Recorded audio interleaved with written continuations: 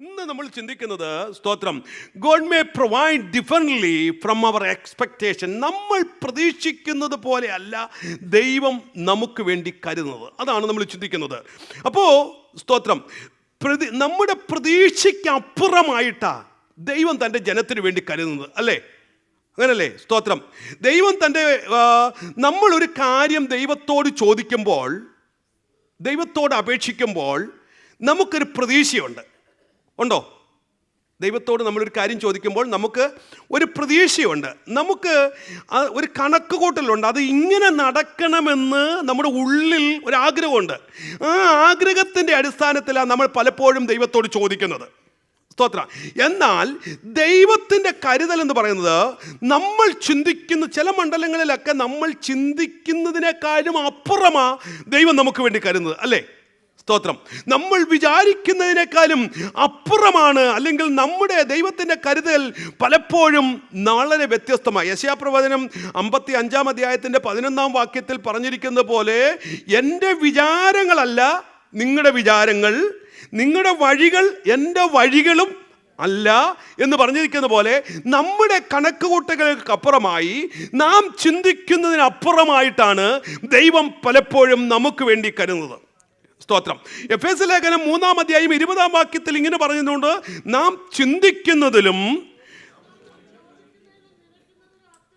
അത്യന്തപരമായി, നാം ചോദിക്കുന്നതിലും നനയ്ക്കുന്നതിലും അത്യന്തപരമായി നമ്മിൽ ചെയ്യുവാൻ വ്യാപരിക്കുന്ന പരിശുദ്ധാത്മാവിനെ കുറിച്ച് നമുക്കവിടെ കാണാൻ കഴിയും. ചുരുക്കത്തിൽ ഞാൻ പറഞ്ഞാൽ, സ്തോത്രം, ദൈവത്തിനു തൻ്റെ ജനത്തിനു വേണ്ടിയുള്ള ദൈവത്തിൻ്റെ കരുതൽ എന്ന് പറയുന്നത് നമ്മൾ ചിന്തിക്കുന്നതിനപ്പുറമായിട്ടാണ്. സ്തോത്രം. ഹല്ലേലൂയ. നമ്മൾ വിചാരിക്കുന്നതിനപ്പുറമായിട്ടാണ്. നമ്മൾക്കതിനെ കാൽക്കുലേറ്റ് ചെയ്യാൻ കഴിയത്തില്ല, നമുക്കതിനെ മെഷർ ചെയ്യാൻ കഴിയത്തില്ല. അതിനേക്കാളും അപ്പുറമാ ദൈവത്തിന് തൻ്റെ ജനത്തോടുള്ള കരുതൽ എന്ന് പറയുന്നത്. സ്തോത്രം. നമ്മൾ ദൈവവചനം പഠിക്കുമ്പോൾ ഇസ്രായേൽ ജനത്തിൻ്റെ ചരിത്രം നമ്മൾ പഠിക്കണം. ദൈവത്തിൻ്റെ കരുതലിനെ കുറിച്ച് വ്യക്തമായി നമുക്ക് മനസ്സിലാക്കണമെങ്കിൽ, സ്തോത്രം, പുറപ്പാട് പുസ്തകം 16-ാം അധ്യായത്തിലും സംഖ്യാപുസ്തകം 11-ാം അധ്യായത്തിലും ഇസ്രായേൽ ജനത്തിന് വേണ്ടി ദൈവം കരുതിയ വിധങ്ങളെ കുറിച്ച് നമുക്ക് കാണാൻ കഴിയും. നമുക്കറിയാം, ഇസ്രായേൽ ജനത്തിൻ്റെ ചരിത്രം നമ്മൾ പഠിച്ചാൽ 16-ാം അധ്യായം, പുറപ്പാട് പുസ്തകം 16-ാം അധ്യായത്തിലേക്ക് വരുമ്പോൾ നമുക്ക് കാണാൻ കഴിയുന്നുണ്ട്, അവരുടെ ജീവിതം, അവർ മിസ്രയീമിൽ നിന്ന് ഇറങ്ങിത്തിരിച്ച് യാത്ര പുറപ്പെട്ട് ദൈവത്തിൽ നിന്ന് നന്മകൾ അനുഭവിച്ച് യാത്ര പുറപ്പെട്ട ജനം കുറെ കഴിഞ്ഞപ്പോഴത്തേക്കും ദൈവത്തോട് പിറുപിറുക്കാൻ തുടങ്ങി. ദൈവത്തോട് പിറുപിറുത്തിട്ട് അവിടെ, സ്തോത്രം, അവർ പറയുന്ന ചില കാര്യങ്ങളുണ്ട്. ഹല്ലേലൂയ. അവിടെ കാണാൻ കഴിയുന്ന അവരുടെ ജീവിതം ചുരുക്കത്തിൽ കയ്പുള്ളതായി മാറി. ദൈവത്തിൻ്റെ കരുതൽ അനുഭവിച്ച ജനം, സ്തോത്രം, ഒതുക്കെ ദൈവത്തോട് ചോദിച്ച ജനം, ഇപ്പോൾ അവർ ദൈവത്തോട് പിറുപിറുക്കുക. സ്തോത്രം. ഹല്ലേലൂയ. അവർ പറയുന്ന ഒരു കാര്യമുണ്ട്. സ്തോത്രം. ഹല്ലേലൂയ. ദൈവത്തോട് പിറുപിറുക്കുന്നതായിട്ട് കാണാൻ കഴിയുന്നുണ്ട്. സ്തോത്രം. അതിന്റെ 8-ാം വാക്യത്തിൽ, മോശ പിന്നെയും, യഹോവ നിങ്ങൾക്ക് തിന്നുവാൻ വൈകുന്നേരത്ത് മാംസവും പ്രഭാതകാലത്ത് തൃപ്തിയാകുമെന്ന് അപ്പം തരുമ്പോൾ നിങ്ങൾ അറിയും. യഹോവയുടെ നേരെ നിങ്ങൾ പിറുപിറുക്കുന്നത് അവൻ കേൾക്കുന്നു. യഹോവയുടെ നേരെ പിറുപിറുക്കുന്നത് അവൻ കേൾക്കുന്നു എന്നാണ് പറഞ്ഞത്. അപ്പോൾ ചുരുക്കി പറഞ്ഞാൽ, ദൈവത്തിൽ നിന്ന് നന്മ അനുഭവിച്ച്, ദൈവത്തിൽ നിന്ന് വിടുതൽ അനുഭവിച്ച് ഇറങ്ങിത്തിരിച്ച ജനം ഒരു കാലഘട്ടം കഴിഞ്ഞപ്പോൾ ദൈവം കൊടുത്ത നന്മ മതിമറന്നിട്ട് ദൈവത്തോട് പിറുപിറുക്കാൻ തുടങ്ങി. സ്തോത്രം. അത് നമ്മൾ ചരിത്രം നമ്മൾ പഠിച്ചു വരുമ്പോൾ അതിൻ്റെ താഴോട്ട്, അതിൻ്റെ, സ്തോത്രം, സംഖ്യാപുസ്തകം 11-ാം അധ്യായത്തിലേക്ക് വന്നു കഴിഞ്ഞാൽ നമുക്കവിടെ കാണാൻ കഴിയുന്നുണ്ട്, ഈ ജനത്തിൻ്റെ പിറുപിറുപ്പ് എപ്രകാരമാണ് എന്നുള്ളതിനെ കുറിച്ച് അതിൻ്റെ 4-ാം വാക്യം മുതൽ നമ്മൾ വായിക്കുമ്പോൾ കാണാൻ കഴിയുന്നുണ്ട്. പിന്നെ അവരുടെ ഇടയിലുള്ള സമ്മിശ്ര ജാതി ദുരാഗ്രഹികളായി ഇസ്രായേൽ മക്കൾ വീണ്ടും കരഞ്ഞും കൊണ്ട്, ഞങ്ങൾക്ക് തിന്മാൻ ഇറച്ചി ആര് തരും? ഒന്നാമത്തെ കംപ്ലൈന്റ് ആണ്. സ്തോത്രം. ഞങ്ങൾ മിസ്രയീമിൽ വെച്ച് വില കൂടാതെ തിന്നിട്ടുള്ള മത്സ്യം, വെള്ളരിക്ക, മത്തങ്ങ, ഉള്ളി, ചുവന്നുള്ളി, ചിറ്റുള്ളി എന്നിവ ഞങ്ങൾ ഓർക്കുന്നു. ഇത് വല്ലതും ഉള്ളതായിരുന്നോ? അവരുടെ പറച്ചിൽ കേട്ടാൽ ഞങ്ങൾ അങ്ങ് അവിടുത്തെ വലിയ ആൾക്കാരായിരുന്നു. രാജാവിൻ്റെ കൊട്ടാരത്തിൻ്റെ അരികിരുന്ന് നല്ല വെള്ളരിക്കയും ചിറ്റുള്ളിയും ഇറച്ചിയും ഒക്കെ തിന്നുകൊണ്ടിരുന്നൊരു കാലഘട്ടമാണെന്ന് ഇവരിപ്പോൾ പറയുക.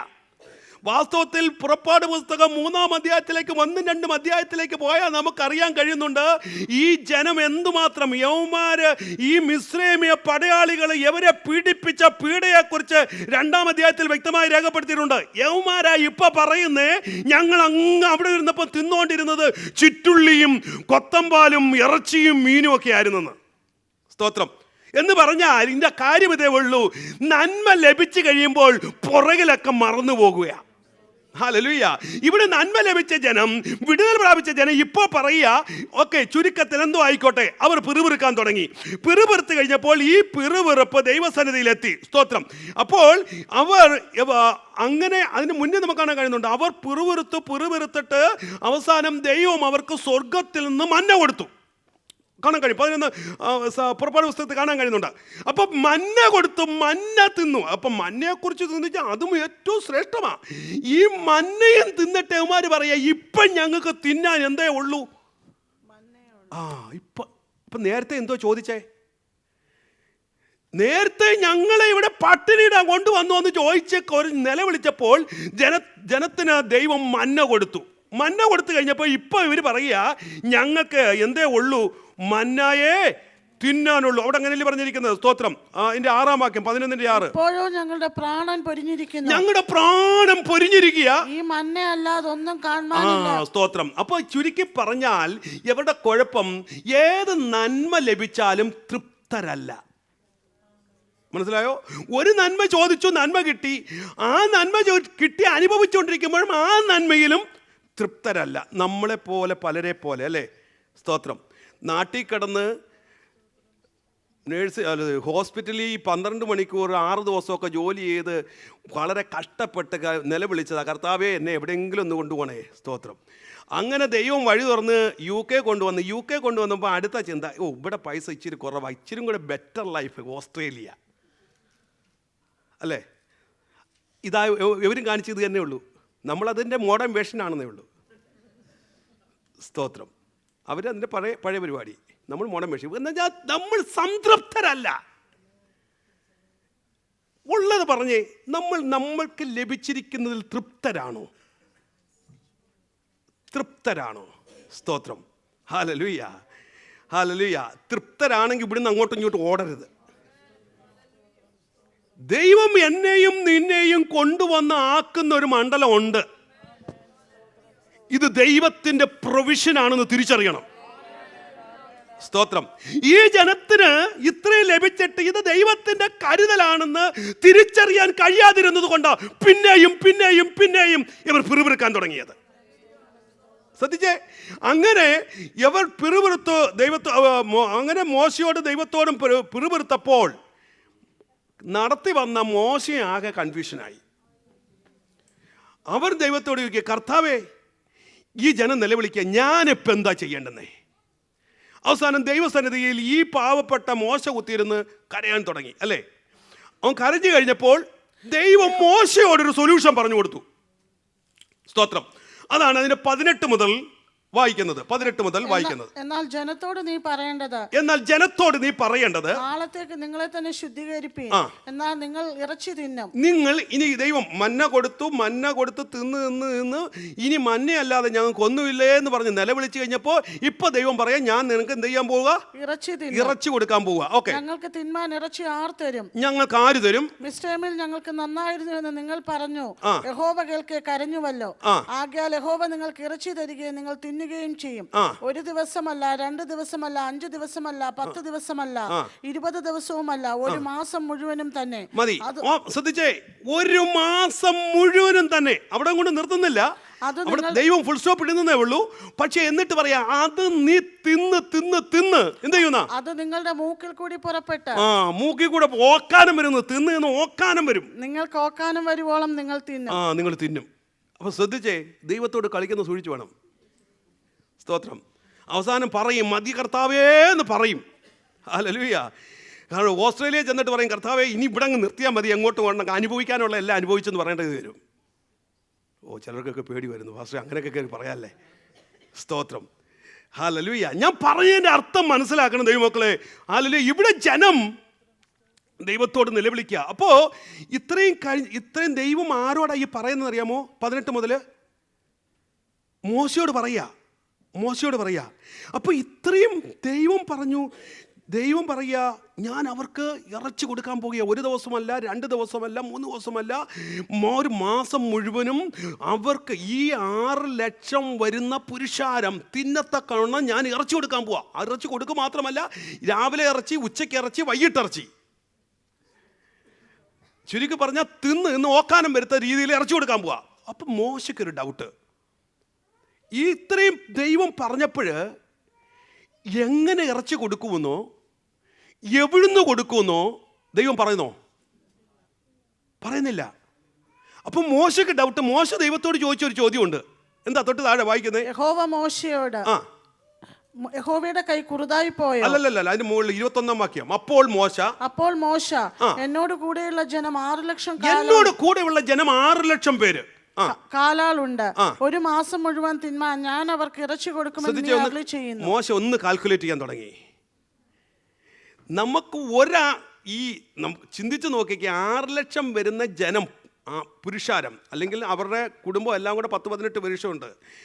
ഈ 18 ലക്ഷം വരുന്ന പുരുഷാരത്തിന് ഇറച്ചി കൊടുക്കാൻ മരുഭൂമിയിൽ എവിടെ മൃഗജാലാദികൾ? ഇവിടെ ഡ്രാമയൊന്നുമില്ല. മോശയോട് ദൈവം മുന്നേ പറഞ്ഞിട്ടൊന്നുമില്ല എങ്ങനെ ചെയ്യുമെന്ന്. ഞാൻ ഇറച്ചി കൊടുക്കുന്നേ പറഞ്ഞോളൂ. എങ്ങനെ കൊടുക്കുന്നു, എവിടുന്ന് കൊടുക്കുന്നു, ദൈവം മോശയോട് എന്ത് ചെയ്തിട്ടില്ല, പറഞ്ഞിട്ടില്ല. അപ്പോഴാ മോശ ചോദിക്കുന്നത്, ദൈവമേ, ഇതിന് ഈ 6 ലക്ഷം വരുന്ന ജനത്തിന് ഞാൻ എവിടുന്ന്, ഈ മരുഭൂമിയിൽ എവിടുന്ന് എന്ത് ചെയ്യുന്ന? അവർക്ക് മതിയാകും ആടുകളെയും മാടുകളെയും അവർക്ക് വേണ്ടി അറുക്കുമോ? ശ്രദ്ധിച്ചു നോക്കിയേ, ഇത്രയും പുരുഷാരത്തിന് എവിടുന്ന് ഇറച്ചി കൊടുക്കും? സ്വാഭാവികമായി ഇമ്പോസിബിൾ ആയിട്ടൊരു കാര്യമാണ്. അപ്പം ദൈവത്തിൻ്റെ ഇവിടെ എൻ്റെ ചിന്ത ഇതാണ്, ദൈവം നമുക്ക് വേണ്ടി കരുതുമ്പോൾ അതിൻ്റെ സോഴ്സ് നമുക്ക് മനസ്സിലാകത്തില്ല. സ്തോത്രം. എവിടെ നിന്നാണോ എങ്ങനെയെന്നോ നമുക്ക് മനസ്സിലാകത്തില്ല. പക്ഷെ ദൈവം കൊടുക്കാമെന്ന് പറഞ്ഞാൽ കൊടുത്തിരിക്കും. സ്തോത്രം. ഹല്ലേലൂയ. അപ്പോൾ ഇവിടെ ജനം ദൈവത്തോട് നിലവിളിക്കുക. ഇവിടെ ദൈവം മോശയോട് പറയാം, ഞാൻ അവർക്ക് ഭക്ഷണം കൊടുക്കാൻ പോകുക. അപ്പോൾ എങ്ങനെ ഭക്ഷണം കൊടുത്ത ഇനി താഴോട്ട് വായിക്കാൻ നമുക്കറിയാൻ കഴിയുന്നുണ്ട്. ഈ പുരുഷാരം സ്തോത്രം എവർ ചിന്തിച്ചതുപോലെയല്ല. നമ്മുടെ വിഷയമാണത്. നമ്മൾ പ്രതീക്ഷിക്കുന്നത് പോലെയല്ല ദൈവം തരുന്നതെന്നാണ് ഞാൻ ചിന്തിച്ചു വരുന്ന വിഷയം. സ്തോത്രം. അപ്പോൾ ഈ മോശ ചിന്തിച്ചത് ഇത്രയും വരുന്ന പുരുഷാരത്തിന് കന്നുകാലികളെ, ആടിനെയും മാടിനെയും അറക്കണമെന്നാ. അങ്ങനെ അർത്താൽ പോലും 1 ദിവസം കൊടുക്കാൻ പറ്റുമായിരിക്കും. പക്ഷേ 1 മാസം കൊടുക്കാനുള്ള വഴിയൊന്നും മോശയുടെ കയ്യിലെങ്ങും അവിടെ ഇല്ല, മരുഭൂമിയിലില്ല. പക്ഷെ ദൈവം പറഞ്ഞു, ഞാൻ കൊടുക്കാൻ പോകുക. സ്തോത്രം. താഴോട്ട് വായിക്കുമ്പോൾ നമുക്ക് മനസ്സിലാക്കാൻ കഴിയും, ദൈവത്തിൻ്റെ കരം കുറുകിയിട്ടില്ല. വാക്കു പറഞ്ഞാൽ മാറുന്നൊരു ദൈവമല്ല ദൈവം. സ്തോത്രം. ഇല്ലാത്തടത്തും താഴോട്ട് വായിക്കുമ്പോൾ നമുക്ക് കാണാൻ കഴിയും എങ്ങനെയാ ജനത്തെ പോഷിപ്പിച്ചേ, എവിടുന്ന് ഇറച്ചി കിട്ടി. സ്തോത്രം.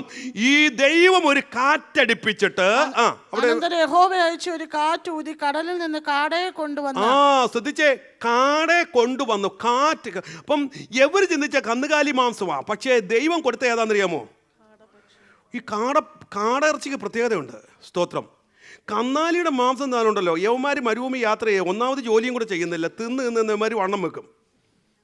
കാരണം ഇതിൻ്റെ ഫാറ്റെല്ലാം കൂടെ കയറി. പക്ഷേ ദൈവത്തിന് അറിയാൻ കൊടുക്കേണ്ടതാണ്. കാട ഇറച്ചിയുടെ പ്രത്യേകത എന്താണെന്നറിയാമോ? ഇതിന് ഫാറ്റില്ല, ഇതിന് കൊഴുപ്പില്ല, ഇത് ഫാറ്റുള്ള ഏറ്റവും ശ്രേഷ്ഠമേറിയ ഇറച്ചിയാണ് കാടയുടെ ഇറച്ചി. കാട മുട്ടയൊക്കെ പറയാറില്ലേ, ഒരു മുട്ടയ്ക്ക് ഈക്വൽ എത്ര? ജോൺസൺ ബ്രദറിന് അറിയാം കാര്യങ്ങൾ അല്ലേ? ഒരു മുട്ട എന്ന് പറഞ്ഞാൽ 10 കോഴിയുടെയോ 100 കോഴിമുട്ടയ്ക്ക് ഈക്വലാണ് ഒരു കാടമുട്ട എന്നൊക്കെ ഇങ്ങനെ പറയാറുണ്ടല്ലേ. ഞാൻ പറഞ്ഞു വന്നത്, അത്രയും ശ്രേഷ്ഠമേറിയ സാധനമായി കാട ഇറച്ചി. സ്തോത്രം. ഈ ജനം ചിന്തിച്ചതുപോലെയല്ല. മരുഭൂമി കടലിലൊരു കാറ്റടിച്ചിട്ട് എന്ത് ചെയ്യാ? അനന്തരം യഹോവ അയച്ച ഒരു കാറ്റ് ഊതി കടലിൽ നിന്ന് കാടയെ കൊണ്ടുവന്നിട്ട് പാളയത്തിന്റെ സമീപത്ത് 1 ദിവസത്തെ വഴി ഇങ്ങോട്ടും 1 ദിവസത്തെ വഴി അങ്ങോട്ടും, ഇങ്ങനെ പാളയത്തിന്റെ ചുറ്റിലും നിലത്തോട് ഏകദേശം 2 മുഴ അടുത്ത് പറന്നു നിൽക്കുക. ഈ സാധനം വന്ന് ശ്രദ്ധിച്ചേ, പറന്ന് നിൽക്കുക. പിടിക്കാനൊന്നും എങ്ങും പോണ്ട. ഈ കന്നാലിയും ആണെങ്കിൽ ഇതിനെ വെട്ടാൻ പോകണം, അറക്കാൻ പോകണം, ഇതെല്ലാം ചെയ്യണം. ഇതൊന്നും ചെയ്യണ്ട. കർത്താവിൻ്റെ കരുതല ഞാൻ പറഞ്ഞു വരുന്നത്. നീ പ്രതീക്ഷിക്കുന്നത് പോലെ അല്ല ദൈവം നമുക്ക് വേണ്ടി കരുതുന്നേ. നീ ചിന്തിക്കുന്ന പോലെ അല്ല ദൈവം നിനക്ക് വേണ്ടി ഒരുങ്ങുന്നേ. നിനക്കൊരു കണക്ക് കൂട്ടലുണ്ട്. ആ കണക്ക് കൂട്ടലിനെ മാറ്റിയ ദൈവം ചിലതൊക്കെ നിനക്ക് വേണ്ടി ചെയ്യുന്നെന്നാ പറഞ്ഞത്. സ്തോത്രം. ഇവിടെ വന്ന് ജനത്തിന്റെ മുന്നിൽ കാണാൻ വന്ന് നിൽക്കുക. ഇവരെടുക്കുക. നമ്മുടെ നാട്ടിലെ ഇപ്പോൾ പണ്ടത്തെ മാവല്ലായിരുന്നു, വലിയ മാവ്. ഇപ്പോഴും നാട്ടിൻപുറത്ത് എന്തുവാ, കയറി ഞാൻ പറിച്ചെടുക്കാമെന്ന് മാവുണ്ട്. ചക്കയൊക്കെ ഞാൻ പറിച്ചെടുത്താൽ മതി. സ്തോത്രം എന്ന് പറയുന്നത് പോലെ കാട വന്ന് നിൽക്കുക, അവനവൻ്റെ ആവശ്യത്തിന് എടുക്കുക, കാര്യം കഴിയുക. ദൈവത്തിൻ്റെ കരുതൽ നോക്കിക്കണേ. ഹല്ലേലൂയ. അപ്പോൾ ഞാൻ പറഞ്ഞു വന്നൊരു സാരം, നമ്മൾ ദൈവം ഒരു കാര്യം തരുമ്പോൾ അത് എങ്ങനെ നടത്തുമെന്നോ എങ്ങനെ ചെയ്യുമെന്നോ ദൈവം പറയത്തില്ല. പക്ഷെ ദൈവം ഒരു കാര്യം ചിന്തിച്ചാലും അത് ചെയ്തിരിക്കും. അബ്രഹാമിനെ ദൈവം യാഗം കഴിക്കാൻ മോറിയ മലയിലേക്ക് വിട്ടു. ഇസഹാക്കിനെ യാഗം കഴിക്കാൻ പോയി യാഗം കഴിക്കാനേ പറഞ്ഞോളൂ. സ്തോത്രം. ഹല്ലേലൂയ. പക്ഷേ അതിനു മുന്നേ ദൈവം ചിലത് കരുതി. എങ്ങനെ കരുതുമെന്ന് അബ്രഹാമിനെ അറിയത്തില്ല. പക്ഷേ ദൈവത്തിൻ്റെ കരുതൽ വളരെ വ്യത്യസ്തമാണ്. സ്തോത്രം. ഹല്ലേലൂയ. ദൈവം പ്രതീക്ഷിക്കും. നമ്മൾക്ക് ദൈവം ഒരു കാര്യം ചെയ്യുമെന്ന് പറഞ്ഞാൽ അത് ചെയ്തിരിക്കും. അതിനെ ചോദ്യം ചെയ്യരുത്. അങ്ങനെ ചോദ്യം ചെയ്ത ചിലരെ ഉണ്ട്. നമുക്കറിയാം, 2 രാജാക്കന്മാരുടെ പുസ്തകം 7-ാം അധ്യായത്തിലേക്ക് വന്നാൽ അവിടെ ശമര്യയിൽ വലിയൊരു ക്ഷാമം ഉണ്ടായി. വലിയൊരു ക്ഷാമം. ഓക്കെ, ക്ഷാമം ഭയങ്കരം കൊടുമ്പിരി കൊണ്ടിരിക്കുന്ന സമയമാണ്. ആ സമയത്ത് പ്രവാചകൻ പറയുക, അതിന്റെ 7-ാം അധ്യായം 1-ാം വാക്യം. അപ്പോൾ എലീശ, യഹോവയുടെ അരുളപ്പാട് കേൾപ്പേൻ, നാളെ ഈ നേരത്ത് ശമര്യയുടെ പടിവാതിക്കൽ ശെക്കേലിന് 1 സെയാ ഗോതമ്പുമാവും ശെക്കേലിന് 2 സെയാ യവവും വിൽക്കുമെന്ന് യഹോവ അരുളി ചെയ്യുന്നു എന്ന് പറഞ്ഞു. മതി, ശ്രദ്ധിച്ചേ. ഇറ്റ്സ് അബ്സല്യൂട്ട്ലി വിശ്വസിക്കാൻ ഇമ്പോസിബിളാ. കാരണം തൊട്ട് മുകളിൽ പറയുന്നുണ്ട്, വിശപ്പ് നിമിത്തം സ്വന്തം കുഞ്ഞിനെ വരെ പുഴുങ്ങെത്തുന്ന ഒരു സ്ഥലം. സ്തോത്രം. പിന്നെ ഒറ്റ സാധനം കിട്ടാനില്ല. അവിടുത്തെ വില പറയുന്നുണ്ട് ഗോതമ്പിനും. സ്തോത്രം. ഓക്കെ, അവിടെ അതിൻ്റെ വില താഴോട്ട് പറയുന്നുണ്ട്. സ്തോത്രം. ഒരു കഴുതത്തലയ്ക്ക് 85 വെള്ളിക്കാശ് അല്ലേ? 85 വെള്ളിക്കാശ്. ഒരു കപ്പ് പ്രാക്കാഷ്ടത്തിന് 5 വെള്ളിക്കാശ് എന്ന് പറഞ്ഞാൽ, ഈ പ്രാക്കാഷ്ടം എന്ന് പറയുന്നത് നമ്മുടെ ഇന്നത്തെ കാര്യത്തിൽ നിന്ന് ചിന്തിക്കേണ്ട. ദസ് കൈൻഡ് ഓഫ് കാട്ടുള്ളി എന്നാണ് അതിന് മറ്റൊരു വേർഷനിൽ പറഞ്ഞിരിക്കുന്നത്. കാട്ടുള്ളി. ഓക്കെ, അതല്ലാതെ നമ്മുടെ ഇന്ന് ചിന്തിക്കുന്ന അതല്ല, കാട്ടുള്ളി. ഓക്കെ, പല വേർഷൻസിലും അതിനകത്ത് പറയുന്നുണ്ട്. ഓക്കെ, അപ്പോൾ ഞാൻ പറഞ്ഞു വന്നത്, അത്രയും വിലയേറിയ നിലയിൽ ക്ഷാമം കൊടുമ്പിരി കൊണ്ടിരിക്കുമ്പോൾ ഇവിടെ പ്രവാചകൻ പറയാം, നാളെ ഈ നേരത്തെ എന്ത് ചെയ്യാൻ പോവാ?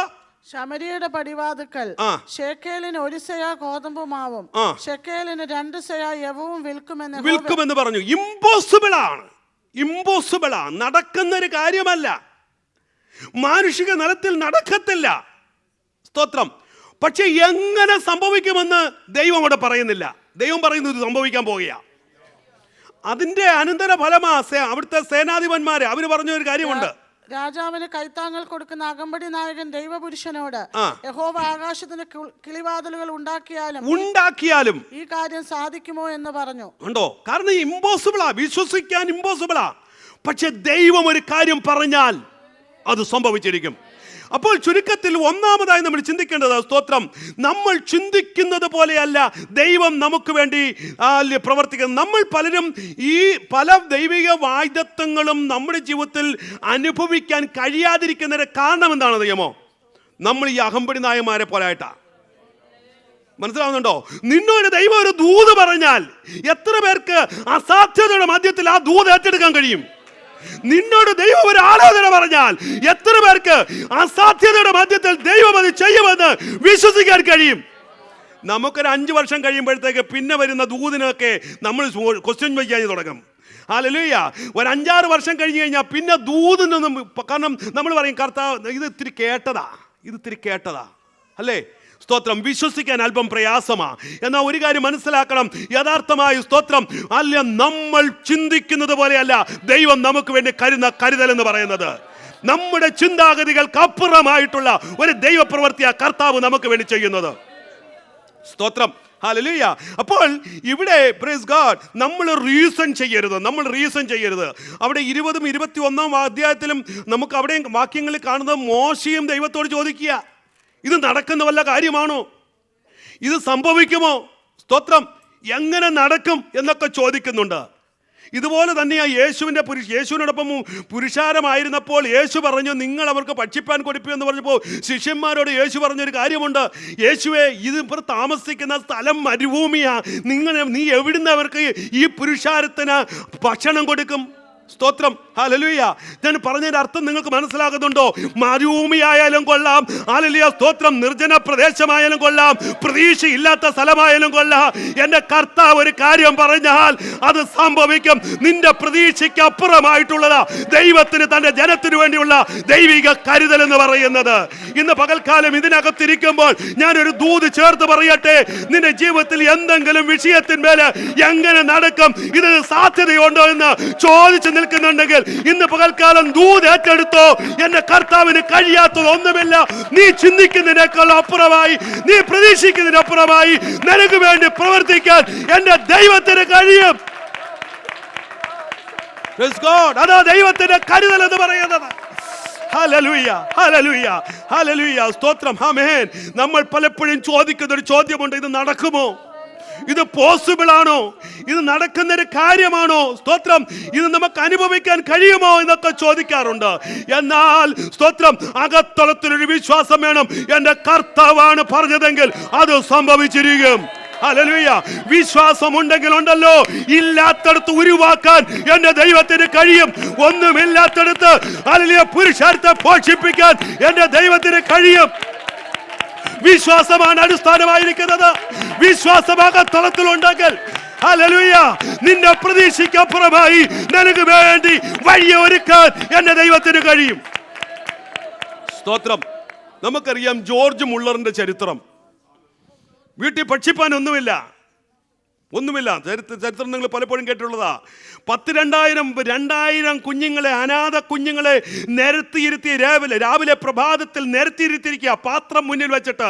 ഒരു കഷ്ണം ബ്രെഡ് തന്റെ കയ്യിലില്ല അന്നത്തെ പ്രഭാത ഭക്ഷണം കൊടുക്കാൻ. ഒരു തുള്ളി പാല് തന്റെ കയ്യിലില്ല ആ കുഞ്ഞുങ്ങൾക്ക്. അല്ല സ്തോത്രം, അന്ന് പാല് കൊടുക്കാൻ. കേൾക്കാമോ? അല്ല, കുഞ്ഞുങ്ങളെ നേരത്തെ ഇരുത്തിട്ട് പാത്രം മുന്നിൽ വെച്ചിട്ട് പറഞ്ഞു സ്തോത്രം ചെയ്യാൻ പറഞ്ഞു. സ്തോത്രം ചെയ്തുകൊണ്ടിരുന്നപ്പോൾ ഇതാ കഥകൊരു മുട്ട് കേൾക്കുന്നു. സ്തോത്രം എങ്ങനെയാ സംഭവിക്കുന്ന ഓർത്തണമേ?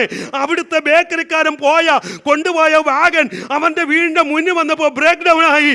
അവനോട് ആരോ പറഞ്ഞു, ഈ സാധനം എല്ലാം ഇറക്കി ഇവിടെ വെച്ചിട്ട് പോയിക്കോളാൻ. സ്തോത്രം, ഹല്ലേലൂയ. കേൾക്കണമേ, അല്ല സ്തോത്രം, ഇത് ആരാ ചെയ്തേ? അന്നത്തെ അവന്റെ സ്തോത്രം, ആ വണ്ടി ബ്രേക്ക് ഡൗൺ ആയതും ബ്രെഡ് കൊണ്ട് നിറക്കിയതും എല്ലാം ദൈവം പറഞ്ഞ വാഗ്ദത്തത്തിന് നിവർത്തിയാ. ഹല്ലേലൂയ.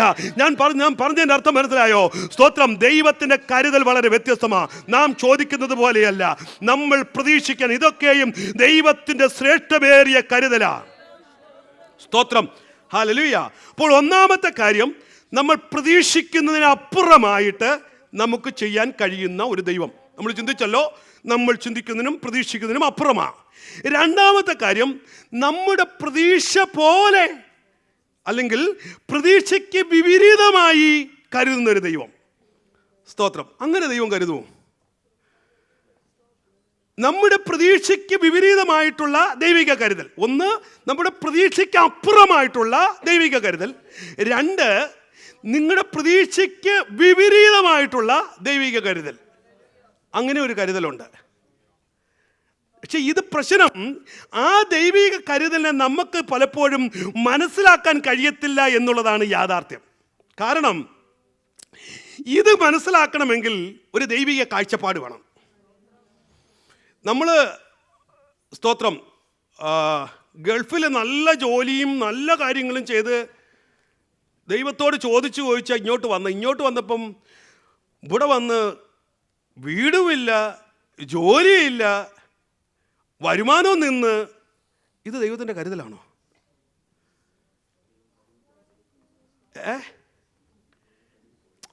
നല്ല ശമ്പളത്തിൽ അവിടെ ജോലി ചെയ്തുകൊണ്ടിരുന്നേ.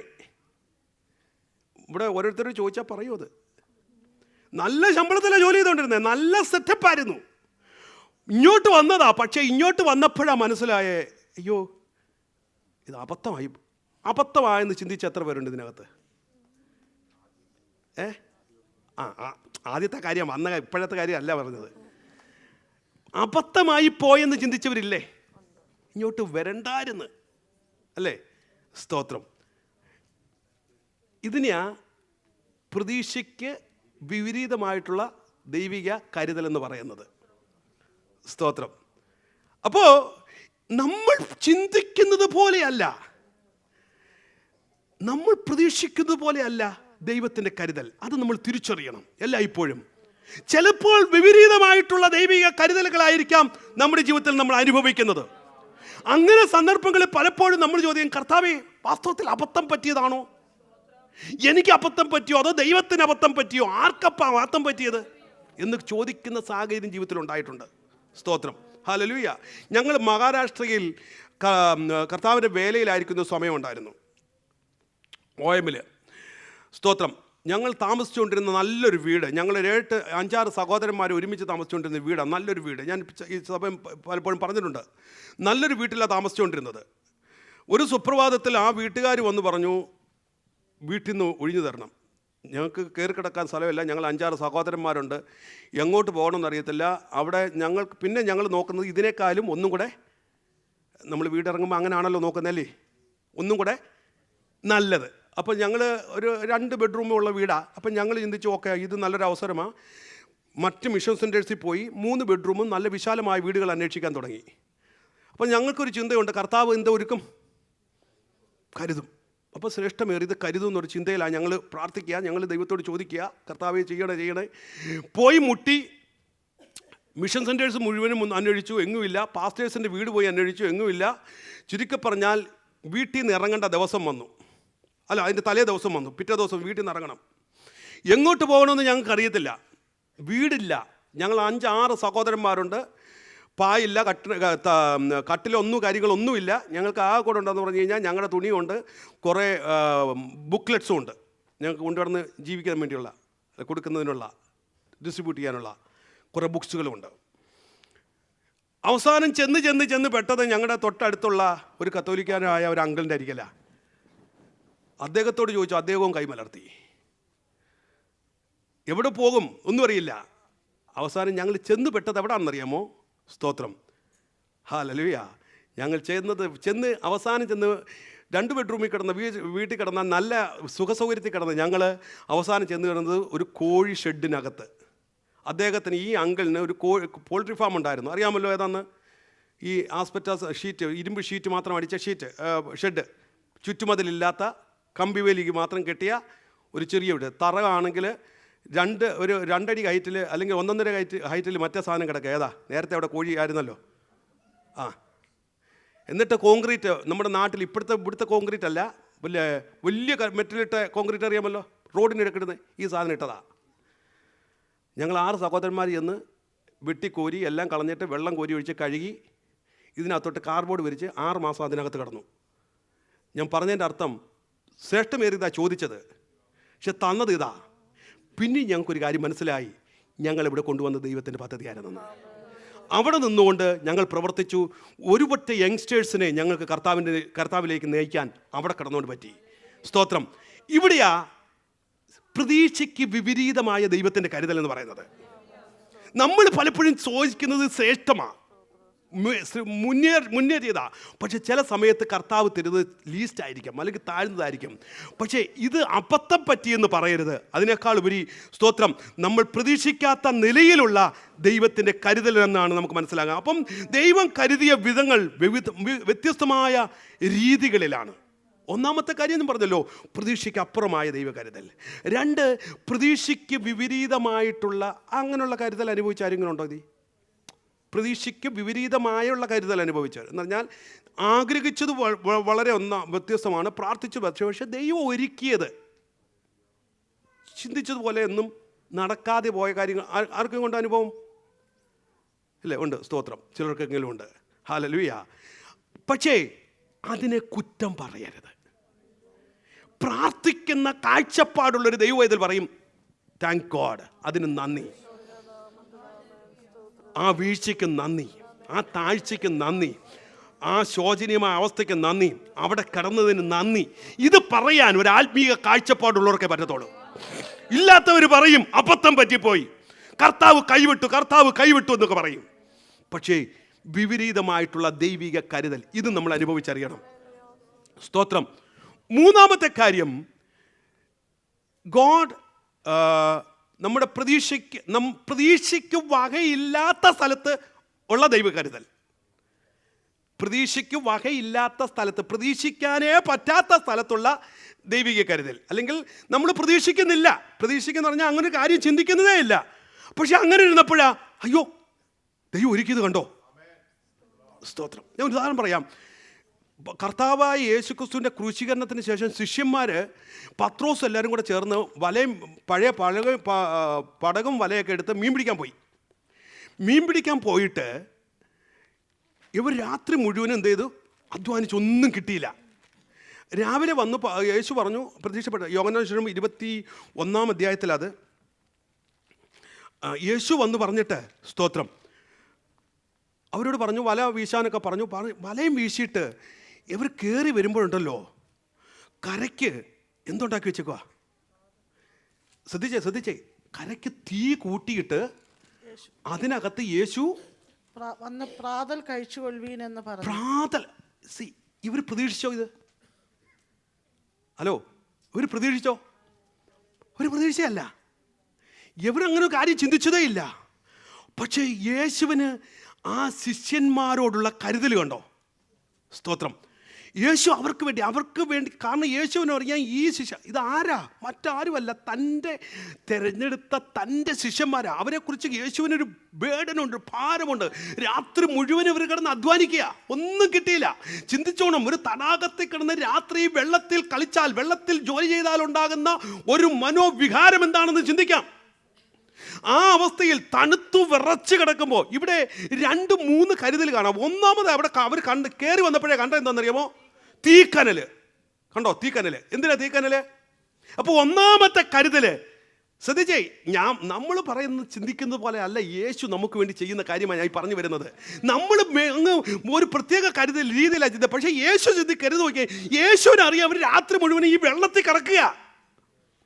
ഇവർക്ക് ഇപ്പം ആവശ്യം എന്താ? ചൂട്. സ്തോത്രം. യേശു അറിയാം, സഹോദരങ്ങൾ വാ, വന്നിരുന്ന് തീക്കനല്.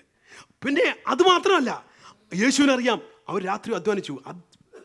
ജീവിതത്തിന് വേണ്ടി ഇറങ്ങിത്തിരിച്ചത്, വിശപ്പടക്കാൻ ഇറങ്ങിത്തിരിച്ചത്, വിശപ്പടപ്പാൻ ഇറങ്ങിത്തിരിച്ച തൻ്റെ ജനത്തിന് വേണ്ടി ആദ്യമേ യേശു വിശപ്പ് മാറ്റുക. സ്തോത്രം. എന്നിട്ട് യേശു പറയാ അവർ തീക്കനലും അതിന്മേൽ മീൻ വെച്ചിരിക്കുന്നതും അപ്പവും കണ്ടു. അതിനകത്ത് മീൻ വെച്ചിരിക്കുന്നത്, ഒന്നാന്തരം മീൻ. അവിടെ ആര് പിടിച്ചു? സ്തോത്രം. അതാ ദൈവത്തിന്റെ കരുതൽ, പ്രതീക്ഷിക്കാത്ത സ്ഥലത്തുള്ള ദൈവത്തിന്റെ കരുതൽ. നിങ്ങൾ ചിന്തിച്ചതുപോലെയല്ല, നമ്മൾ പ്രതീക്ഷിക്കാതെ ചെന്നതാ, പക്ഷേ ദൈവത്തിന്റെ ഒരു വലിയ കരുതൽ. സ്തോത്രം. അവർക്ക് ഭക്ഷണം നല്ല ഒന്നാന്തരം. ഏത് മീനാന്ന് അറിയുമോ? അതിനുശേഷമാണ് ഈ ബാർബിക്യൂ പരിപാടിയൊക്കെ വന്നേ. ആദ്യം ബാർബിക്യൂ ചെയ്തത് കർത്താവാ. സ്തോത്രം. അല്ലേ? കനലെ ചുട്ട മീൻ അല്ലേ? അതിൻ്റെ ശ്രേഷ്ഠ അല്ലേ? ഞാൻ പറഞ്ഞു മനസ്സിലാവുന്നുണ്ടോ? പിന്നീടാണ് ഈ ബാർബിക്യൂ വരുന്നത്. പക്ഷെ അന്ന് യേശു കനലിൽ ചുട്ട മീൻ ഇവരുടെ വിശപ്പിനെ അടക്കി. പ്രതീക്ഷിക്കാത്ത സ്ഥലത്താ ദൈവം ഒരുക്കുന്നേ. നമുക്ക് ചിന്തിക്കാൻ കഴിയത്തില്ല. ഒരിക്കൽ പത്രോസിൻ്റെ ഒരിക്കൽ സ്തോത്രം യഹൂദന്മാർ വന്ന് പറഞ്ഞു നിങ്ങൾ കൈസർക്ക് കരം കൊടുക്കുന്നുണ്ടോ? അപ്പോൾ ഈ പത്രോസിന് ശരിയാ സംശയം. ഇത് കരം കൊടുത്തില്ലെങ്കിൽ പ്രശ്നമാണല്ലോ. യേശുവിൻ്റെ ഒരിക്കൽ പത്രോസ് പറഞ്ഞു, യേശുവേ നമുക്ക് കരം കൊടുക്കണം. എവിടുന്ന് കൊടുക്കും? ഈ യേശുവിൻ്റെ കൈ വല്ലതും ഉണ്ടോ? യേശു പറഞ്ഞു, മത്തായി 17 അധ്യായത്തിൽ യേശു പത്രോസിനോട് ഒരു കാര്യം പറഞ്ഞു. പത്രോസേ, നീ ഒരു കാര്യം ചെയ്യും, നീ പോയി ചൂണ്ടയിട്ട് പിടിക്കുന്ന ആ വാക്യത 17 എങ്കിലും നാം അവർക്ക് ഇടച്ച വരുത്താതിരിക്കേണ്ടതിന് ഈ കടലിലേക്ക് ചെന്ന് ചൂണ്ടലിട്ട് ആദ്യം കിട്ടുന്ന മീനിനെ എടുക്കുക. അതിന്റെ വായ് തുറക്കുമ്പോൾ ഒരു ചതുർദ്രഹ്മപ്പണം കാണും. ഹലോ, കണ്ടോ ദൈവത്തിന്റെ ആ കരുതൽ കണ്ടോ? അതിൻ്റെ ഈ മത്സ്യം കടലിൽ കിടക്കുന്ന 100,000 എത്ര കോടി കിടക്കുന്ന മത്സ്യം പത്രോസിനോട് പറയാം, നീ പോയി ചൂണ്ടയിടുമ്പോൾ കിട്ടുന്ന മത്സ്യത്തെ ഞെടുക്കുക. ആ മത്സ്യത്തിൻ്റെ വാ തുറന്നു നോക്കുമ്പോൾ കൈസർ കൊടുക്കാനുള്ള സാധനം നിനക്ക് കൈ കിട്ടും. അൺഎക്സ്പെക്റ്റഡ് ആയിട്ട്, പ്രതീക്ഷയില്ലാത്തടത്ത്, പ്രതീക്ഷിക്കാൻ കഴിയാത്തടത്തുള്ള ദൈവത്തിൻ്റെ കരുതൽ. അങ്ങനെ കരുതൽ അനുഭവിച്ച എത്ര പേരുണ്ട്? സ്തോത്രം, ഹല്ലേലൂയ. നമ്മൾ ചിന്തിക്കുന്ന വ്യക്തികളിൽ കൂടിയല്ല ദൈവം നമ്മെ കരുതുന്നത്. നമ്മൾ ചിന്തിക്കുന്ന ഒരു സോഴ്സിൽ കൂടിയല്ല ദൈവം നമ്മെ കരുതുന്നത്. നിങ്ങൾ ചിന്തിക്കാത്ത, പലപ്പോഴും നമ്മൾ ചിന്തിക്കും ദൈവം എങ്ങനെയാ കരുതുന്നത്, സ്വർഗത്തിൽ നിന്ന് നൂല് കെട്ടിറക്കിയോ? അല്ല, അതിനും ദൈവത്തിന് കഴിയും. പക്ഷെ പലപ്പോഴും ദൈവം നമുക്ക് വേണ്ടി കരുതുന്നത് വ്യക്തികളെ കൂടിയാ. ഹല്ലേലൂയ. നീ പോലും അറിയാത്ത ചിലരെ ദൈവം നിനക്ക് വേണ്ടി ഒരുക്കും.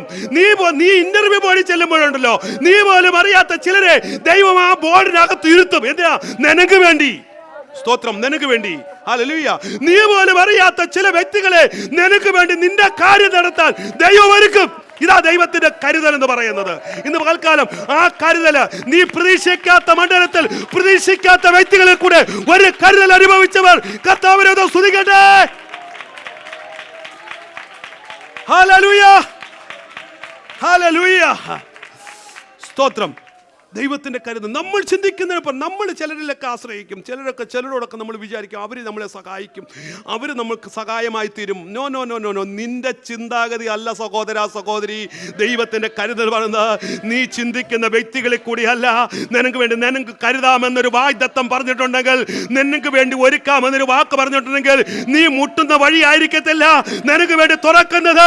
അതിനേക്കാൾ ഉപരി നീ പോലും സ്വപ്നം കാണാത്ത വ്യക്തികളെ കൂടെ ദൈവം നമുക്ക് വേണ്ടി വഴികൾ നമ്മുടെ ജീവിതത്തിൽ അനുഭവിച്ചറിയാൻ കഴിയും. സ്തോത്രം, ഹല്ലേലൂയ. ദൈവത്തിന്റെ കരുതൽ. 3 കാര്യങ്ങൾ പറഞ്ഞു. 1, ദൈവത്തിൻ്റെ കർത്താവിൻ്റെ നമ്മുടെ പ്രതീക്ഷകൾക്ക് അപ്പുറമായിട്ടുള്ള ദൈവിക കരുതൽ. 2, നമ്മുടെ പ്രതീക്ഷകൾക്ക് വിപരീതമായിട്ടുള്ള ദൈവിക കരുതൽ. 3, നമ്മൾ പ്രതീക്ഷിക്കാൻ വകയില്ലാത്തടത്തുള്ള ദൈവിക കരുതൽ. സ്തോത്രം, ഹല്ലേലൂയ.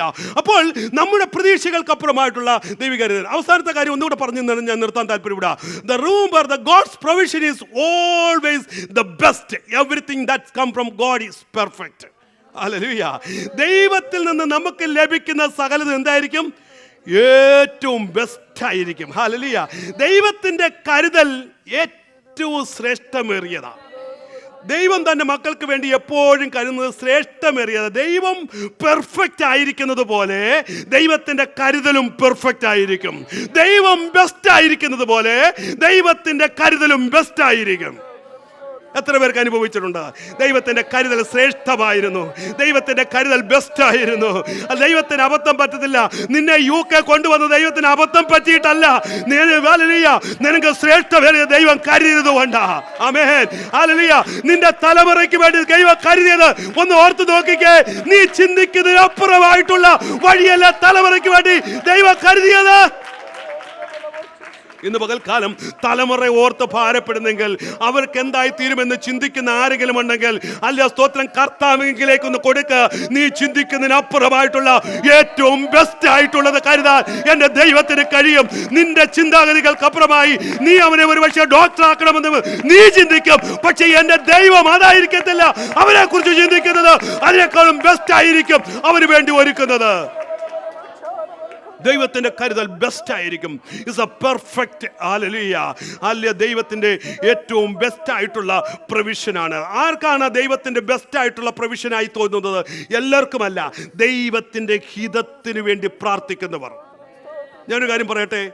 നമ്മൾ ദൈവത്തിന്റെ ഹിതത്തിന് വേണ്ടി പ്രാർത്ഥിച്ചിട്ട് നമ്മുടെ ജീവിതത്തിൽ നമ്മൾ പ്രതീക്ഷിക്കുക പോലെ നടക്കാതെ വരുമ്പോൾ ഇത് ദൈവത്തിന്റെ ബെസ്റ്റ് ആണെന്ന് എത്ര പേർക്ക് പറയാൻ പറ്റും? ഇച്ചിരി പാടാ. സ്തോത്രം. ജിം എലിയറ്റ് എന്ന് പറയുന്ന ദൈവഭൃത്യൻ പറഞ്ഞൊരു സ്റ്റേറ്റ്മെന്റ് ചിന്തിച്ചു. God always gives his best to those who leaves the choice with him. ഞാൻ ഒന്നുകൂടെ പറയാം. God always gives his best to those who leaves the choice with him. നമ്മുടെ ആ ഹിതം ദൈവത്തിന് വേണ്ടി വിട്ടുകൊടുക്കുന്നവർക്ക് വേണ്ടി, എല്ലാവർക്കും അല്ല. നമ്മൾ ദൈവത്തോട് പ്രാർത്ഥിക്കും, കർത്താവേ നിന്റെ ഇഷ്ടം നിറവേറണേ. പക്ഷേ ദൈവത്തിൻ്റെ ഇഷ്ടം നിറവേറുമ്പോൾ നമ്മൾ ദൈവത്തോട് പറയും, കർത്താവേ അയ്യോ ഇത് മോശമായി പോയല്ലോ. സ്തോത്രം, ഇത് മോശമായി പോയല്ലോ. OIT എഴുതി ദൈവത്തോട് ചോദിക്കുക, പ്രാർത്ഥിച്ചു 5-6 പ്രാവശ്യം എഴുതി ചോദിച്ചിട്ട് ദൈവത്തോട് കൂടെ പറയുന്നത്, കർത്താവേ ദൈവത്തിന് ഇഷ്ടമാണ്, നടക്കട്ടെ. പക്ഷേ 5-6 പ്രാവശ്യം എഴുതിയിട്ടും പാസ്സായില്ല. എന്നിട്ട് ദൈവത്തോട് പറയാം, ഓ നടക്കത്തില്ല. പക്ഷേ നീ ആദ്യമേ ദൈവത്തോട് പറഞ്ഞൊരു കാര്യമുണ്ട്. എന്താ? നിന്റെ ഇഷ്ടമാണെങ്കിൽ നടക്കട്ടെന്ന്. അപ്പോൾ ദൈവത്തിൻ്റെ ഇഷ്ടം നടന്നപ്പം ദൈവത്തോട് പറയാ അതല്ലെന്ന്. സ്തോത്രം, ഹല്ലേലൂയ. അതല്ല, അതാ ദൈവത്തിൻ്റെ, നമ്മൾ ദൈവത്തിൻ്റെ ഇഷ്ടത്തിന് വേണ്ടി പ്രാർത്ഥിക്കുന്ന ഒരു ദൈവം ജീവിതത്തിൽ എല്ലായ്പ്പോഴും ദൈവം ബെസ്റ്റ് ആയിരിക്കും ചെയ്യുന്നത്. ദൈവം ബെസ്റ്റ് ആയിരിക്കും ചെയ്യുന്നത്. ഹല്ലേലൂയ, സ്തോത്രം. ദൈവം തരുന്ന സ്തോത്രം ഇൻസ്ട്രക്ഷൻസ് എല്ലാം എടുത്തെടുക്കുമ്പോൾ മാത്രമാണ് അത് ദൈവത്തിൻ്റെ കരുതലാണെന്ന് നമുക്ക് മനസ്സിലാക്കാൻ കഴിയുന്നത്. എല്ലാവർക്കും അത് ഒരുപക്ഷെ മനസ്സിലാക്കാൻ കഴിയും. ദൈവത്തിൻ്റെ പ്രൊവിഷൻ വളരെ വ്യത്യസ്തമാണ്. ഞാൻ അതിനുള്ള ഒരു ഉദാഹരണം കൂടെ, ഒക്കേഷനിലാണല്ലോ ഒരു ഉദാഹരണം പറയാം. അതാ നമ്മൾ പ്രതീക്ഷിക്കാത്തടത്തുള്ള ദൈവത്തിൻ്റെ കരുതൽ. ഞാൻ എൻ്റെ അനുഭവത്തുള്ള എന്തല്ല അത് പറയുന്നത്. ഞാൻ പ്രിസണിൽ വർക്ക് ചെയ്തുകൊണ്ടിരിക്കുമ്പോൾ എൻ്റെ കൂടെ കൊണ്ടുവന്ന പ്രിസണേഴ്സിനോട് ഞാൻ സുവിശേഷം പറഞ്ഞു. ഒരിക്കൽ അവനോട് പറഞ്ഞു, എൻ്റെ സ്ഥിരമായിട്ട് ഒരു 2-3 വരെ ഞാൻ എൻ്റെ ഓഫീസിൽ കൊണ്ടുവരുമായിരുന്നു. അപ്പോൾ എമ്മാരോട് ഞാൻ സ്ഥിരമായിട്ട് ശരിക്കും ഒരു എത്തിസ്റ്റായിരുന്നു. ബൈബിൾ വായിക്കത്തില്ല, ദൈവത്തെ വിശ്വസിക്കാത്തൊരു പയ്യനായിരുന്നു. അവനോട് ഞാൻ സ്ഥിരമായി സുവിശേഷം പറഞ്ഞ് അവനെ കർത്താവിലേക്ക് കൊണ്ടുവന്നു. അവനെ ബൈബിൾ വായിപ്പിക്കാൻ താല്പര്യപ്പെടിപ്പിച്ചു. ആദ്യമേ അവൻ ബൈബിൾ വായിക്കാൻ തുടങ്ങി. അവൻ ഏറെക്കുറെ ഒന്ന് കൺവിൻസായി കഴിഞ്ഞിട്ട് അവൻ ദൈവത്തോട് അവൻ ബൈബിൾ വായിക്കാൻ തുടങ്ങി. പുതിയ നിയമം ഞങ്ങൾക്ക് അവിടെ ചെറിയ ഒരു ന്യൂ ടെസ്റ്റ്മെൻ്റ് ബുക്ക് കിട്ടും. അവൻ ചുരുക്കി പറഞ്ഞാൽ എല്ലാ ദിവസവും അവൻ പിന്നെ എൻ്റെ ഓഫീസിലേക്ക് വരുമ്പോൾ ഈ ബൈബിളും കൊണ്ടാണ് വരുന്നത്. എല്ലാ ദിവസവും അവൻ വന്നിരുന്ന്, കാരണം ഞങ്ങൾക്ക് ഒത്തിരി ഫ്രീ ടൈം ഉണ്ട്, ചുമ്മാ ഒത്തിരി വർത്തമാനമൊക്കെ പറഞ്ഞിരിക്കുക. ഒരു 10 മണി വരെ ചായ കുടിയും ഇങ്ങനെയുള്ള വർത്തമാനവും ഇങ്ങനെയൊക്കെ കുറേ അങ്ങ് സമയം പോകും. അപ്പോൾ ഇങ്ങനെ അവിടെ കുത്തിയിരുന്ന് ഇത് ചെയ്തുകൊണ്ടിരുമ്പോൾ അവൻ ബൈബിൾ വായിച്ച് കുറേ കഴിഞ്ഞപ്പോൾ ഇച്ചിരി കൂടെ താല്പര്യമായി. അപ്പം പഴയ നിയമം വേണമെന്നൊരാഗ്രഹം, പഴയ നിയമം കൂടെ പഴയ നിയമത്തെക്കുറിച്ച് പറഞ്ഞു. അപ്പം ഞാൻ പറഞ്ഞത് പഴയ നിയമമുണ്ട്, ഓൾഡ് ടെസ്റ്റ്മെൻ്റ് ഉണ്ട്. അപ്പം ആ കാര്യങ്ങളെല്ലാം പറഞ്ഞു കഴിഞ്ഞപ്പോൾ ഇവൻ്റെ ഉള്ളിലൊരാഗ്രഹം, എനിക്കൊരു പഴയ നിയമം കൂടെ ചേർന്നൊരു ബൈബിൾ കിട്ടുമോ? അപ്പം അവിടെ ഇല്ല. ചാപ്പലിൽ ചെന്നാലും പഴയ നിയമം കൂടെ ചേർന്നുള്ള ഓൾഡ് ബൈബിളില്ല. ഞാൻ അവനോട് ഒരു കാര്യം പറഞ്ഞു. അവൻ്റെ പേര് ക്രിസ്റ്റഫർ എന്നാണ്. ക്രിസ്റ്റഫർ, നീ വിശ്വസിക്കുന്നെന്ന് ചോദിച്ചു. അവൻ പറഞ്ഞു, ഞാൻ വിശ്വസിക്കുന്നു. നീ ദൈവത്തോട് പ്രാർത്ഥിരേ, നിനക്കൊരു ബൈബിൾ ദൈവം തരും. ഞാൻ ജസ്റ്റ് ഒരു വിധത്തിൽ പറഞ്ഞ് നമ്മൾ പാഴ്വാക്ക് പറയുന്നില്ല എന്ന് പറഞ്ഞ പോലെ ഞാനും വലിയ വിശ്വാസം കയറിയിട്ടൊന്നുമല്ല പറഞ്ഞേ. ഞാനോട് പറഞ്ഞു, നീ പ്രാർത്ഥിരേ. നമ്മൾ കാഷ്വലി പറയാറുള്ളൂ, ദൈവത്തിന് തരാൻ കഴിയും. അന്ന് പറഞ്ഞിട്ട് ഒരു 10:45 ഞാൻ യവന്മാരെ കൊണ്ട് റിസപ്ഷനിൽ പോകണമായിരുന്നു, ഈ റിസപ്ഷൻ ഏരിയയിലേക്ക് പോകണമായിരുന്നു. അപ്പോൾ ഈ 3 പ്രിസണേഴ്സിനെ കൊണ്ട് ഞാൻ റിസപ്ഷനിലേക്ക് പോവുക. റിസപ്ഷനിൽ ചെന്നിട്ട് അവിടെ ഉള്ള 1-2 പേപ്പർ വർക്ക് കാര്യങ്ങളും ചെയ്ത് കഴിഞ്ഞിട്ട് ഞാൻ യവന്മാരെ കൊണ്ട് മടങ്ങി വരുമ്പോൾ ഈ കോറിഡോറുണ്ട്. കോറിഡോറിൻ്റെ സൈഡിൽ മേളിലൊരു ജനലുണ്ട്, നമുക്കറിയാമല്ലോ, മേളിൽ കൊച്ചു ജനൽ. ഈ ജനലിൻ്റെ സൈഡിലൊരു ബുക്ക് ഇരിക്കുന്നു. ഞാൻ പറഞ്ഞു, അത് നോക്കിക്കെന്ന് പറഞ്ഞു. അവൻ എടുത്തപ്പോൾ ഒരു ഓൾഡ് ബൈബിൾ, ഒരു മുഴു ബൈബിൾ. ഞാൻ പറഞ്ഞത് ഇതെങ്ങനെ വന്നെന്നോ, അവിടെ ഇറ്റ്സ് ഇമ്പോസിബിൾ, അങ്ങനെ ഒരു ബൈബിളൊന്നും അവിടെ വരാൻ സാധ്യത വളരെ കുറവാണ്. ഞാൻ അന്ന് വിശ്വസിച്ചു, ഏലിയാവിന് വേണ്ടി കാക്കയെ ഒരുക്കിയ ദൈവത്തിന് യവൻ്റെ ഹൃദയത്തെ അറിഞ്ഞ് ദൈവം ഒരുപക്ഷെ അവിടെ കൊണ്ടുവച്ചതായിരിക്കാം. അങ്ങനെ ആ ബൈബിൾ അവന് കിട്ടാനിടയായി. ഞാൻ പറഞ്ഞു വരുന്നത്, ദൈവം നമ്മുടെ ഹൃദയങ്ങളെ അറിഞ്ഞ് നമ്മൾ പ്രതീക്ഷിക്കുന്ന ഒരു തലത്തിലല്ല കർത്താവ് നമുക്ക് വേണ്ടി പ്രവർത്തിക്കുന്നത്. പ്രതീക്ഷിക്കാത്തിടത്ത് ദൈവത്തിൻ്റെ കരുതലുകളെ കാണാൻ കഴിയും. നമ്മൾ പറഞ്ഞു വന്നത്, ദൈവം എല്ലായ്പ്പോഴും ഏറ്റവും ബെസ്റ്റായിട്ടുള്ളതായിരിക്കാം ജീവിതത്തിൽ ഒരുക്കുന്നത്. പൗലോസിൻ്റെ ജീവിതം അറിയാം. പൗലോസ് ദൈവത്തോട് ചോദിച്ചു, കർത്താവേ, പറ്റുമെങ്കിൽ ഈ ശൂലം ഒന്ന് മാറ്റി തരണേ. പക്ഷെ കർത്താവ് എന്താ കൊടുത്തേ? ദൈവം കൊടുത്ത് ബെസ്റ്റാ. ശൂലം മാറ്റിയിരുന്നെങ്കിൽ അന്നേരത്തെ കാര്യങ്ങളൊക്കെ നടന്നു പോകാൻ. പക്ഷേ അവൻ്റെ ജീവിത അവസാനം വരെയും നിഗളിച്ചു പോകാതെ നിത്യതയെ കാണപ്പെടുന്ന കർത്താവ് ആഗ്രഹിച്ചേ. അർത്ഥം മനസ്സിലാകുന്നുണ്ടോ? അപ്പം നമ്മുടെ ജീവിതത്തിൽ എന്തെങ്കിലുമൊക്കെ വന്നിട്ടുണ്ടെങ്കിൽ കർത്താവ് ചില നിത്യതയായിരിക്കാം കണ്ടിരിക്കുന്നത്. താൽക്കാലികമായി ചിലത് മുടങ്ങിയെന്നിരിക്കും, താൽക്കാലികമായി ചിലത് ലഭിച്ചില്ലെന്നിരിക്കും.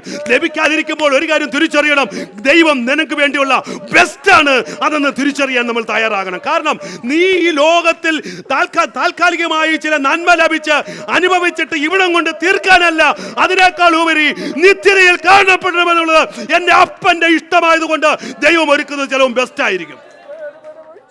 ദൈവം ബെസ്റ്റ് ആയിരിക്കും. ഹല്ലേലൂയ, സ്തോത്രം, ആമേൻ, ഹല്ലേലൂയ. പൗലോസ് പറഞ്ഞു, എൻ്റെ കൃപ നിനക്ക് മതി. തൻ്റെ വിഷയത്തിൻ്റെ പരിഹാരം അതായിരുന്നില്ല. ദൈവത്തോട് ചോദിച്ചതും അതല്ല. ആണോ? പൗലോസ് ചോദിച്ചെന്താ? ഈ ശൂലം ഒന്ന് മാറ്റി തരണമെന്നാ. കൃപയ്ക്കൊന്നും ചോദിച്ചില്ല. പക്ഷെ കർത്താവ് കൊടുത്തത് കൃപയായിരുന്നു. സ്തോത്രം, ഹല്ലേലൂയ. ഇന്ന് പകൽക്കാലം ദൈവമക്കൾ ഇതിനകത്തിരിക്കുമ്പോൾ ഒരു ദൂത് പറയാം. ചിലതിൻ്റെ നോ ചിലതിൻ്റെ തിരസ്കരണം, ചിലത് ഇല്ല എന്ന് പറയുന്നത്. അല്ല സ്തോത്രം, ദൈവത്തിൻ്റെ ബെസ്റ്റ് ആൻസർ എന്ന് എത്ര പേർക്ക് പറയാൻ കഴിയും? നീ പ്രാർത്ഥിച്ചിട്ട് ലഭിക്കാത്തത് ദൈവത്തിൻ്റെ ബെസ്റ്റ് ആണെന്ന് എത്ര പേർക്ക് പറയാൻ കഴിയും? നീ ചോദിച്ചത് കിട്ടാത്തത് ദൈവത്തിൻ്റെ ബെസ്റ്റ് ആണെന്ന് എത്ര പേർക്ക് പറയാൻ കഴിയും? സ്തോത്രം, ഹല്ലേലൂയ. അവിടെയാണ് നമ്മൾ തിരിച്ചറിഞ്ഞത്. ഒരു പക്ഷേ നീ ചോദിച്ചു, ആഗ്രഹിച്ചു, പ്രാർത്ഥിച്ചു, നിന്റെ കയ്യിൽ കിട്ടിയതാ, പക്ഷെ നഷ്ടപ്പെട്ടു പോയി. തിരിച്ചറിയണം, it was the God's blessed plan about your life. നിന്റെ ജീവിതത്തെ കുറിച്ചുള്ള ദൈവത്തിന്റെ ശ്രേഷ്ഠമേറിയ പദ്ധതിയാണെന്ന് നമ്മൾ തിരിച്ചറിയണം. സ്തോത്രം, ഹല്ലേലൂയ. മാർത്തയും മറിയയും വളരെ പ്രശ്ന സങ്കീർണമായ വിഷയത്തിൽ എത്തി നിൽക്കുക. തൻ്റെ സഹോദരൻ, ഏറ്റവും അടുത്ത, യേശുവിൻ്റെ ഏറ്റവും അടുത്ത സ്നേഹിതനാ ലാസർ. ആ കുടുംബമായിട്ടാണ് യേശുവിന് അടുത്ത ബന്ധമുള്ളത്. പക്ഷേ ഒരു സുപ്രഭാതത്തിൽ ലാസർ ദീനമായി കിടന്നു. അപ്പോൾ എന്താ ചെയ്തേ? അവർ യേശുവിൻ്റെ അരികെ ആളയച്ചു. അവിടെ പറഞ്ഞിരിക്കുന്നതാണ്, അവർ യേശുവിൻ്റെ അരികെ ആളയച്ചു. എപ്പോഴാ? ദീനമായി കിടക്കുമ്പോൾ. പക്ഷേ ഇത്രയും സ്നേഹമുള്ള യേശു, ഇത്രയും ഈ കുടുംബമായിട്ട് ആഴമേറിയ ബന്ധമുള്ള യേശു 3 ദിവസമായിട്ട് വന്നോ? 3 ദിവസമായിട്ട് മറിയ. അപ്പം മറിയയുടെയും മാർത്തയുടെയും മാനസിക നില നിങ്ങൾ ചിന്തിച്ചു. ഇത്രയും നമ്മളാണെങ്കിൽ എന്ത് പറയും? ചിന്തിച്ചു, നമ്മളാന്ന് പറയും, പാസ്റ്റർ ഒരു ദിവസം അലവാ ഒന്ന് ചെയ്യാൻ പറ്റാതെ ഏതെങ്കിലും കാരണവശാൽ പറ്റാതെ പോയാൽ പിന്നെ പാസ്റ്റർ ഇടപാട് കഴിഞ്ഞു. നമുക്ക് ചിന്തിക്കാവുന്നേ ഉള്ളൂ. നമുക്കറിയാമെന്ന കാര്യമല്ലേ ഇതൊക്കെ? സ്തോത്രം, ഹല്ലേലൂയ. അപ്പോൾ ഈ 3 ദിവസം ഇത്രയും യേശുവുമായിട്ട് ബന്ധമുള്ള യേശു വീട്ടിൽ വരാതിരുന്നാൽ പോട്ട്, രോഗമായിട്ടോ വന്നില്ല, മരിച്ചിട്ട് പോലും ഒന്ന് കയറിയില്ലെന്ന് പറഞ്ഞാൽ ചിന്തിച്ചു നോക്കിയാൽ, മരിച്ചിട്ട് പോലും യേശു വന്നില്ല. 4ാമത്തെ ദിവസം യേശു വീട്ടിലേക്ക് വരുന്നത്. അപ്പോഴത്തേക്ക് എന്ത് ചെയ്തു? അപ്പോഴത്തേക്ക് ഒന്നാമത്തെ എൻ്റെ ചിന്തയിൽ യേശുവിൻ്റെ അരികെ വിടുന്ന അന്ന് തന്നെ ആര് മരിച്ചുപോയി? ലാസർ മരിച്ചുപോയി. അപ്പോൾ യേശു അറിഞ്ഞിട്ടുണ്ടോ ലാസർ മരിച്ചുപോയി? യേശുവിന് വേണമെങ്കിൽ വന്ന് സൗഖ്യമാക്കാമായിരുന്നു, പക്ഷെ സൗഖ്യമാക്കിയില്ല, മരിച്ചുപോയി. യേശു വന്നത് 4ാമത്തെ ദിവസം, മരിച്ചതിൻ്റെ 4ാമത്തെ ദിവസം. സ്തോത്രം. 3 ദിവസം യേശു മൗനമായിരുന്നു.